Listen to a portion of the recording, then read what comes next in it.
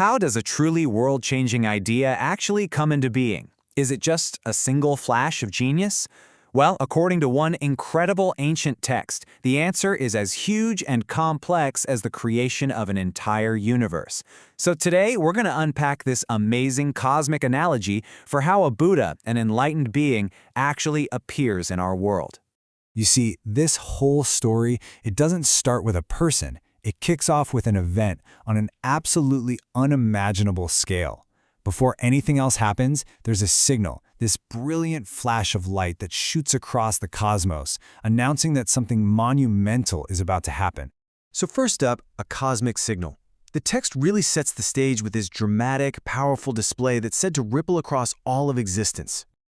Okay, so try to picture this. The Buddha, deep in meditation, sends out a single beam of light right from between his eyebrows. And this isn't just any light. It actually has a name, the appearance of the Tathagata. That's a special title for a Buddha, and it means something like one who has thus gone beyond all suffering to reach enlightenment. And the effect of this single beam of light? Oh, it is absolutely staggering. It's described as lighting up every single world in every direction, shaking the very fabric of reality. This one event awakens other advanced beings, it snuffs out the suffering of many, and it reveals these huge assemblies of enlightened ones all across the universe. So this light isn't just a sign, it's a catalyst for a massive universal shift. So all of this incredible activity, it naturally prompts an assembly of very wise beings to ask a really fundamental question, one that gets right to the heart of what we're talking about today. In the middle of all this cosmic fireworks, a great bodhisattva, and remember, that's a being dedicated to achieving enlightenment for the sake of everyone. He asks the question that's probably on your mind too. It's not just, whoa, what happened? It's, how can we possibly even begin to understand something this profound? And so all eyes in this, let's call it a celestial assembly, they all turn to one figure, the Bodhisattva Samantabhadra. He's known for his deep, deep wisdom and practice. He's the one who's going to break this whole mystery down for them. And, luckily for us. And this is where we get to the real core of it all. Samantabhadra's answer, it's not simple. He replies with an analogy that is just breathtaking in its scale. So here is the crucial point, the big reveal. He says a Buddha's appearance isn't some random miracle that comes out of nowhere. It's the result of countless causes and conditions all coming together over ages and ages. Think of it less like a flash of lightning and more like the slow, deliberate formation of an entire galaxy. And this is the core analogy he gives us, and it is brilliant. To understand how a Buddha appears, you first have to understand how a universe is born. Just like a universe doesn't pop up from a single cause, but arises from countless conditions and is held together by fundamental forces, a Buddha manifests from immeasurable good deeds and is sustained by profound wisdom.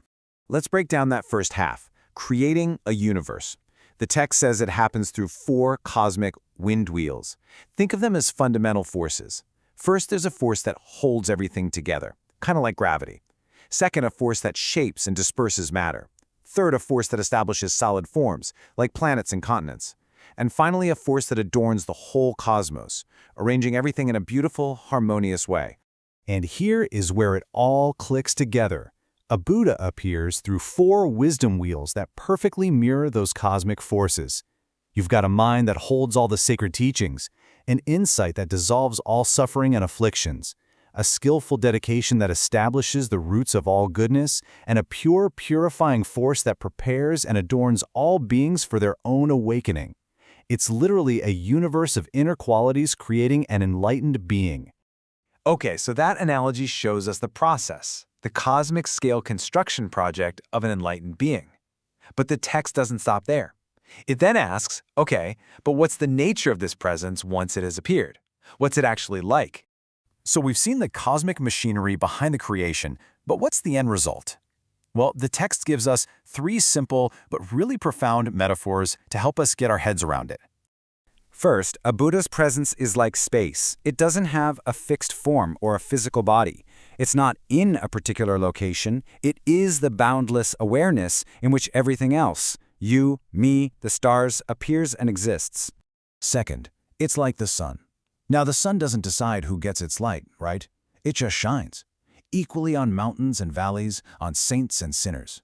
In the very same way, the wisdom and compassion of an enlightened being just radiate outward, universally, nurturing everyone without any bias or preference. And finally, it's like the moon. I love this one. There's only one moon up in the sky, right? But its reflection can appear in countless places, from a massive ocean to a tiny puddle after it rains.